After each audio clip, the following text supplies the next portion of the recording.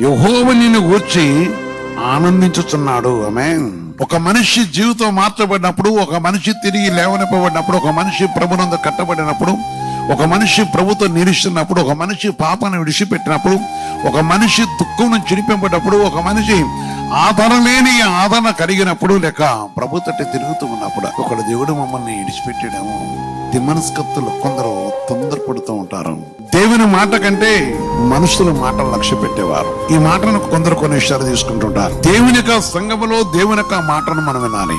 దేవుని మాటపై మనం ఆధారపడుతూ ఉండాలి. ఈ సమయంలో దేవుని ఆత్మ నీతో మాట్లాడుతూ ఉన్నది. ఎందుకంటే నీవు ఇష్టలుగా నీవు ఇష్టడుగా ఉండాలని ఉన్న స్థలము నీవును దేవునికి అంగీకారంగా ఉన్నప్పుడు ఆయన పరిశుద్ధ యొక్క నామం బట్టి ఆయన పేరు పెట్టి పిలిచే విషయం. ఈ రోజు మనతో దేవుడు చెప్తున్న ఈ మాటను బట్టి నీ దేశము అంటే దేవుని యొక్క నామను బట్టి పరిశుద్ధాత్మ దేవుని సన్నిధిలో ఆనందం కలుగుతుంటది. వివాహము జరిగినప్పుడు లేక ఆ యొక్క పరిస్థితి విధానాన్ని బట్టి అక్కడ సంతోషము, సంతాన వృద్ధి అన్ని కూడా జరుగుతూ ఉంటుంటాయి. ఈ రోజు ప్రత్యేకించి మనతో మన కుటుంబంతో మాట్లాడుతున్న వ్యక్తిగతంగా మాట్లాడుతున్నవాడు కొందరు ఆలోచన లేకుండా చాలా తొందరపడి మాట్లాడుతూ ఉంటారు. దేవుడైతే ఎప్పుడు కూడా ఏ మాట అయినా తన ఇష్టానుసారంగా మనతో మన విషయం మాట్లాడేవాడు.